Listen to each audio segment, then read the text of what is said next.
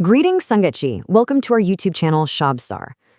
We've all been there, haven't we? We literally pour our heart, our time, and our entire soul into relationships, only to get hit with the bitter reality that sometimes the absolute closest people to us deliver the deepest betrayals.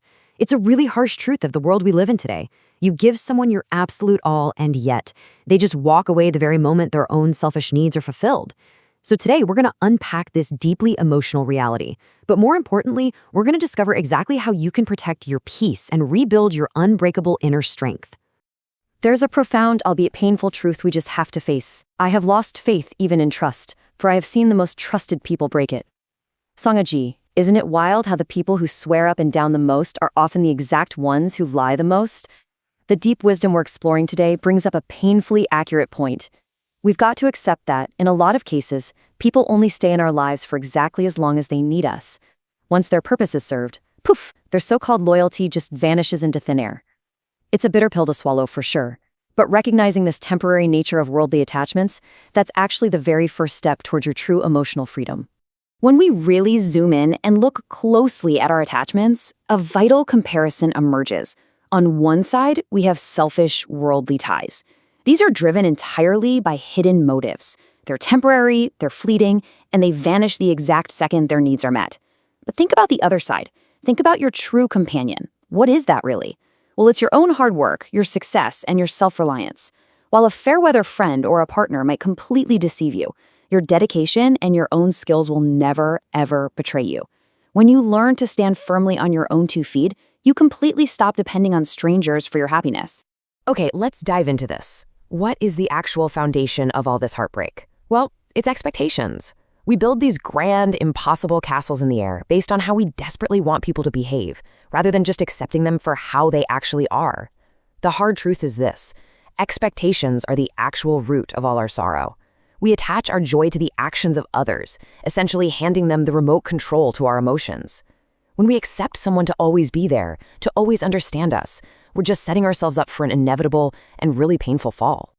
There is a very distinct line we have to draw here. Sorrow does not come from loving. It comes from having expectations. Sangechi, please remember this. The pain you feel doesn't stem from the fact that you have a good heart. It doesn't come from caring deeply for someone.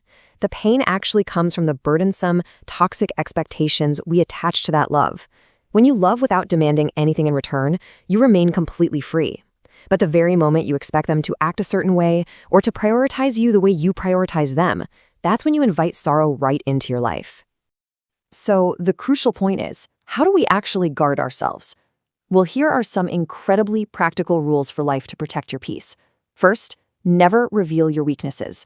People have a really dark tendency to use them against you when you least expect it. Second, don't be excessively available. If you're always there at their beck and call, people start taking you for granted, treating you merely as an option.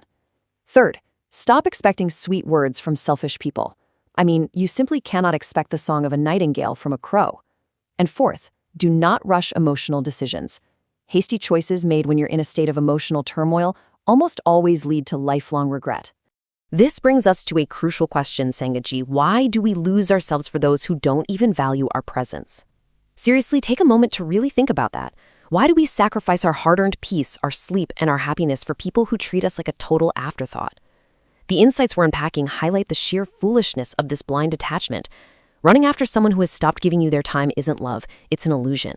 We absolutely have to stop crossing oceans for people who wouldn't even jump a tiny puddle for us. And that leads us to the emotional peak of our journey today. Self-respect above all else. Your dignity is absolutely non-negotiable. No relationship, no matter how intense or how deeply rooted it feels, is ever worth sacrificing your self-respect for. In this modern era, we see so many people literally begging for love, crying for attention from those who have clearly moved on. But maintaining your dignity is far, far more important than maintaining a toxic bond. You must be entirely willing to just walk away from tables where respect is no longer being served. Sangechi, remember this incredibly powerful truth. Wounds on the body are acceptable, but even a scratch on self-respect is absolutely intolerable. Wow, this is a fierce, uncompromising sentiment. You can heal from physical pain, you can definitely recover from financial loss, but a compromised sense of self-worth fractures your very soul. Begging for love or accepting a scratch on your self-respect just to keep someone around is something we must never ever do. Your self-respect is your strongest armor. Never let anyone pierce it. So, what do you do when you actually find yourself in that painful situation? Here are the concrete steps to reclaiming your dignity. Step 1, accept they are gone. Just let go of the illusion that they'll somehow change. Step 2, stop proving your truth to those who simply won't listen. If you have to constantly defend your basic character to someone who claims to love you, you're just in the wrong place.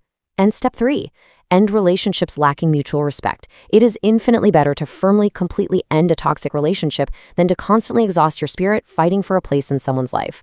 And this brilliantly illustrates the path forward. When you make that choice, you basically face two paths. On one hand, there's being alone. Often misunderstood by society, true solitude is actually peaceful. It makes you self-reliant, and it allows you to be entirely focused on your own goals. Now, compare that to toxic company, which brings absolutely nothing but constant stress, blatant disrespect, and serves as a massive emotional drain.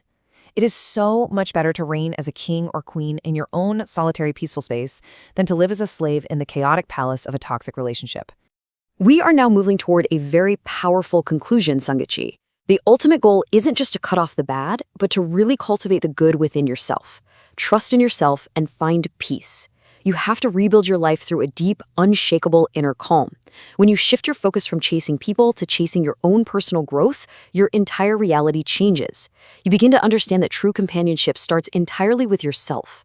You've got to become your own greatest supporter, relying heavily on your own hard work. Consider this beautiful metaphor for a second. Just as a reflection cannot be seen in boiling water, a solution cannot be found with a restless mind. Isn't that incredibly profound?